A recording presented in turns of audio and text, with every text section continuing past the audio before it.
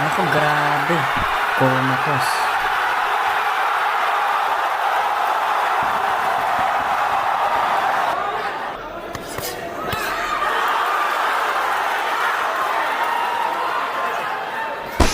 Yun, solid. Grabe. Yan. Yung bagsak.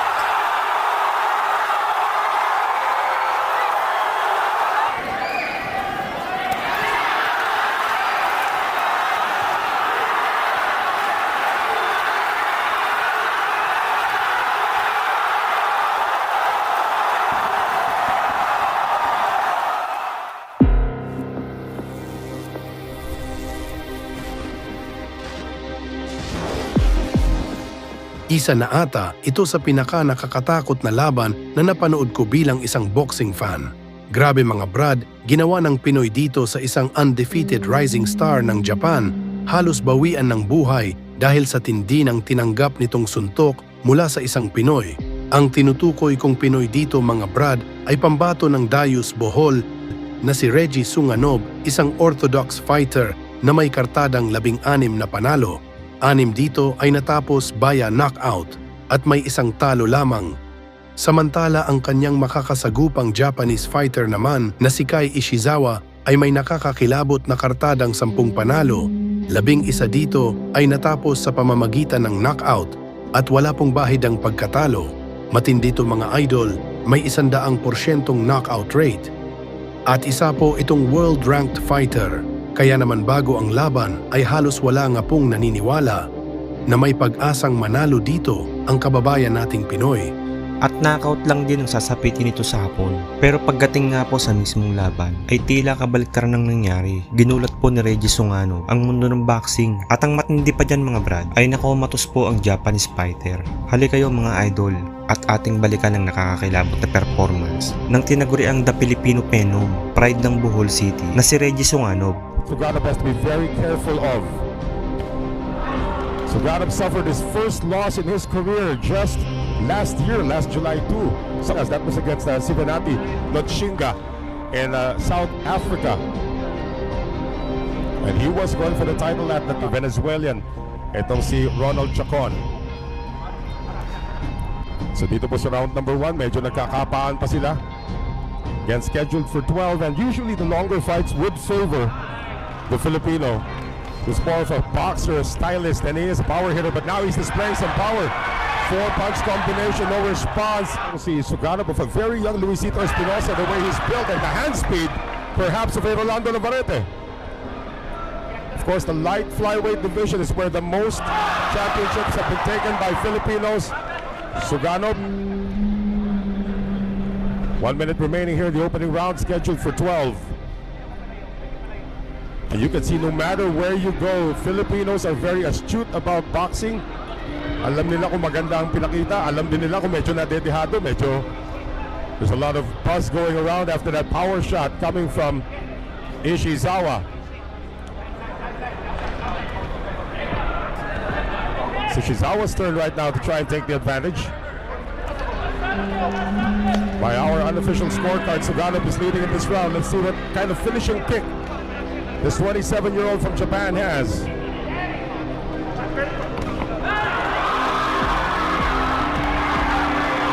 Ishizawa absorbs the punishment. That's a left hook to the head. More shots to the head coming from Sunganob. Final seconds of round number 1. Late surge suffer his first loss against a fellow Japanese. Ito po si Noel Zarate para sa PTV4.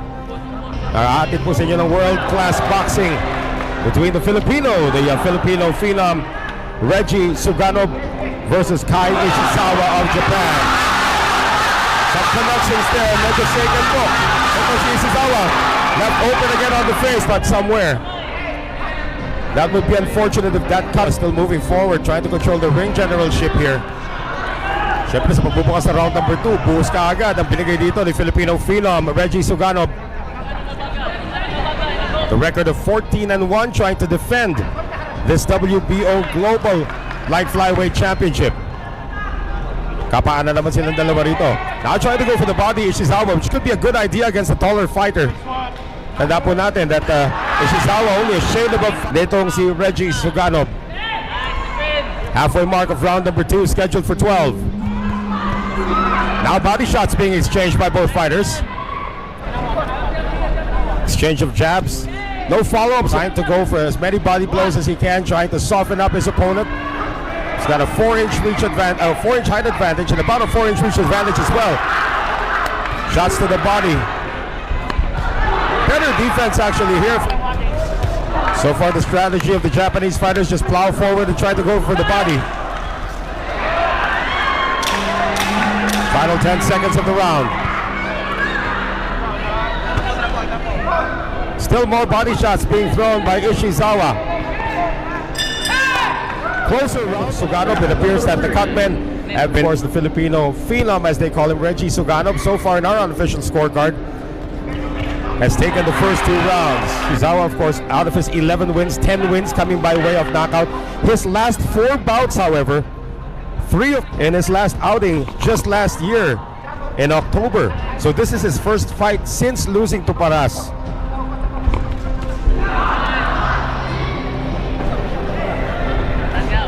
So far, no consistent headway being gained by Kai Ishizawa of Japan. We have our 3 judges, and our judges around the ring, of course.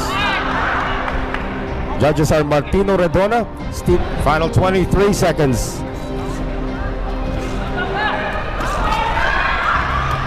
And a round that really hasn't turned much in terms of Ishizawa. Now a late surge coming from Sunganob.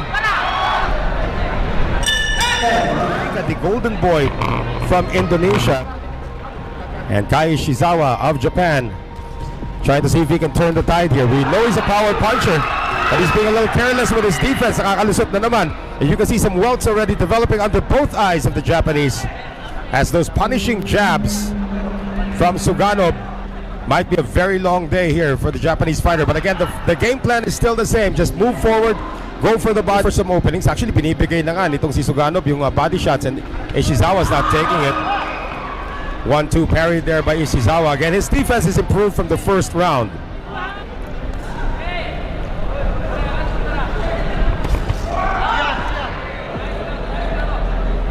Past the halfway mark of round number 4, scheduled for 12.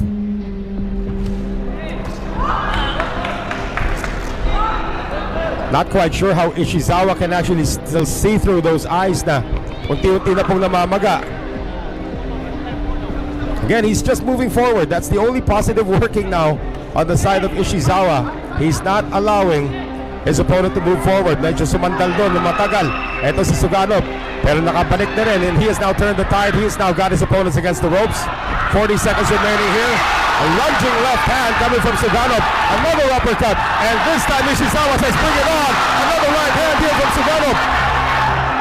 The accuracy from the Filipino phenom is off the charts here in round number 4 of Reggie Sunganob being displayed here. Kino-kontra tempo niya talaga. Ito si Ishizawa. Every time Ishizawa tries to reload, Sunganob is in his face. And Ishizawa is on top of that head. The same move that we saw number 5 again, scheduled for 12. Noel Zarate pa rin po. Nag-atid sa inyo na aksyon mula po rito sa Holy Name University Gymnasium in Tagbilaran City, Bohol. It has been rainy here in Bohol for the past couple of days. And now some stand-up fighting. Wala na masyadong sayaw-sayaw na ginagawa ni Ishizawa. And Sunganob is just picking him off.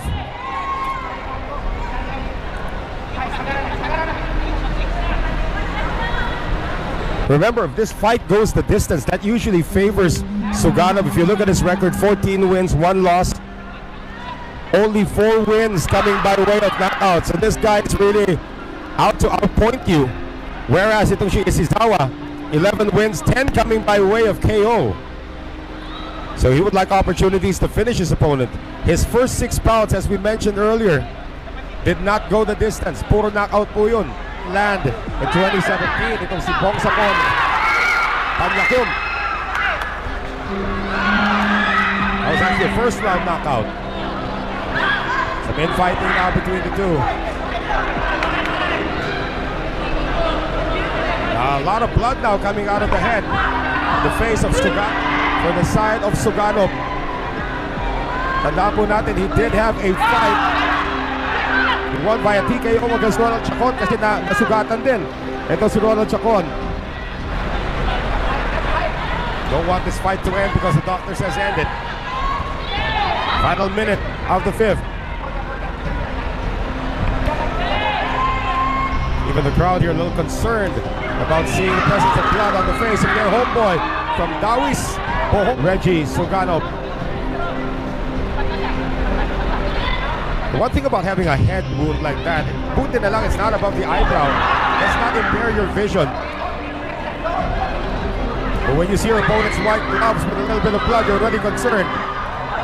So far, Ishizawa is actually doing well until that right hook delivered by Sugano, but now Ishizawa. Oh, good exchange there. Ishizawa had the better of it though. Another jab coming in for the Japanese. A lot of misses here for Sugano. Stave off the tears. Round number 6 of Sugano as we enter the light flyweight champion po, kampiyon dito, si Sugano of the Philippines, absorbing a right hook that time from his Japanese opponent.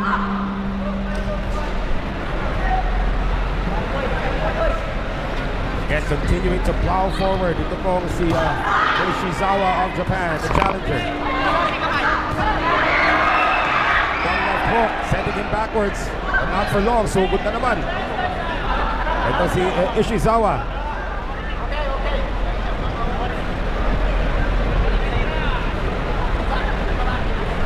Sugano needs to find ways to work the angles here.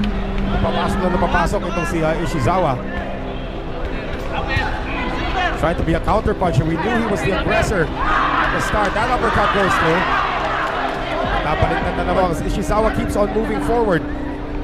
Wala namang counter na ginagawa pa so far. Itong si Sugano to take that away. And that is a display to the judges. And we are back to bring you the rest of round number 6. Suddenly, bumuhos na naman si Sugano. Not very accurate on the punches, but still enough to get the crowd into it.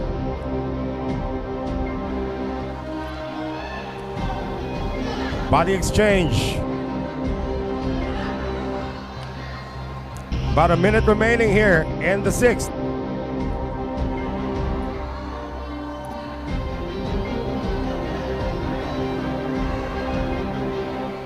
Ishizawa getting a little successful now with those inside incursions. Good left coming from Sugano. But again, Ishizawa just wants to pin him against the ropes and throw 1 million punches. Uppercut. Gets through another combination here. It's a late surge that might steal the round for Sugano. Round Title. number 7 Buhat-buhat po yan during the 7th round. Still very much the same, but now napapabilis na yung pagsugod dito nitong si Kai Ishizawa of Japan. As referees, Danrex Tapdasan instructs them on what not to do in a tie-up like that. You can see that Sugano's power is sort of taken a breather at the moment. The wound is not a factor anymore. If you're just joining us, meron pong sugat na natamo. Etong si Reggie Sugano, as early as the first round, tultok pa lamang po the first round, pero talagang naging lahua na nung 5th round. The doctor had to be brought in to check it out. Fight still continues and looks like the wound has been quelled for the moment. Ishizawa once again pounding inside. No response coming from Sugano, who tries to push him back to the middle of the ring. Now Sugano's reach advantage has been negated now because of all of the inside shots coming from Ishizawa. Pati yung depensa ni Sugano, buti-unti na pong nadidismantle itong fighter from Japan. What had been working for Sugano was the shots to the head, the jabs, and the combinations to the head. Kasi unti-unti na nga napapasara na niya yung mata ng kanyang kalaban. But in this case, boy, Ishizawa looks like the first 5 rounds were just a testing. 2 combination shots launched there by Sugano. Hindi man lang natinag ito si Ishizawa. Now Ishizawa has been knocked out once in his career. And he did suffer that knockout loss against Masataka Taniguchi in 2019. Make that in 2022. It was the 10th round TKO.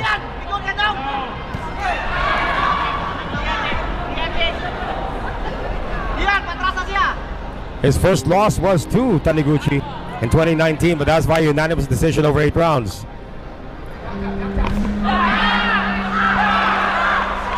Nauunahan na po si Sunganob. Again, the reach advantage has been totally negated. Now watch out for the low blows. Taniguchi has really, Ishizawa has really flipped the script here. Naging flat-footed na itong si Sunganob. He is retreating, and every time he tries to pull off something, Ishizawa is in his face. Another round looming towards the fighter from Japan. Sunganob was so accurate in the first 3 rounds. Round number 5, nakuha na ni Ishizawa kanyang rip. Sunganob ahead, but only by 1 round. The last 3 unofficially have gone the way of Ishizawa. Ishizawa now body hunting. Di na muna niya pakikialaman yung sugat sa ulo nitong si Sunganob, which has opened up again. Not quite sure if it came from an accidental headbutt. And some power shots to the body as well from Sunganob.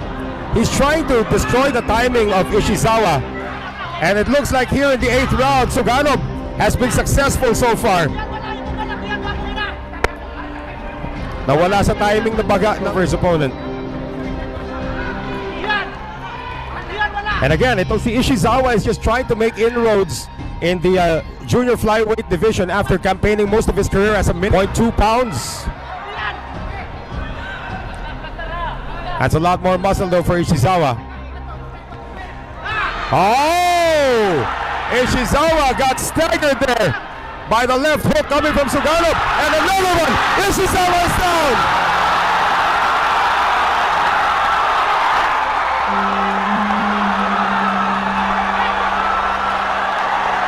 Ready to fight now siya. The blood is coming out of Sunganob's head, and Ishizawa smells the blood, wants to get it back. Oh, great right coming from Ishizawa. Napatras na si Sunganob. Ishizawa missing. Less than a minute remaining here in this pivotal 8th round. 1 knockdown scored already, so this is a 10-8 round for Sunganob. The question is, can Ishizawa get the knockdown back? That right hand earlier sent Sunganob backwards. Nakabawi na ba? 3-punch combination, all power shots. Another connection to the head. And throwing in the towel. The side of Ishizawa. It's over.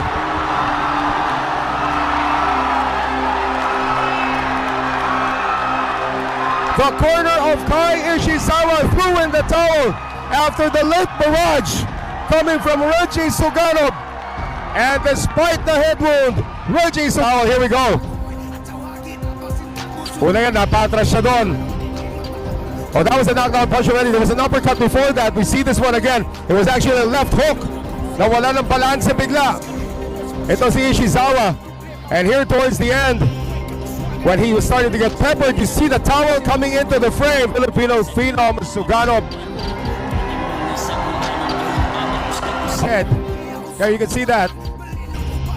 He's got the oxygen on. He's pointing to his head. I'm not quite sure if he felt something there sa kanyang ulo nung siya'y pabagsak na. Actually, he did go down after that Sapnazan off.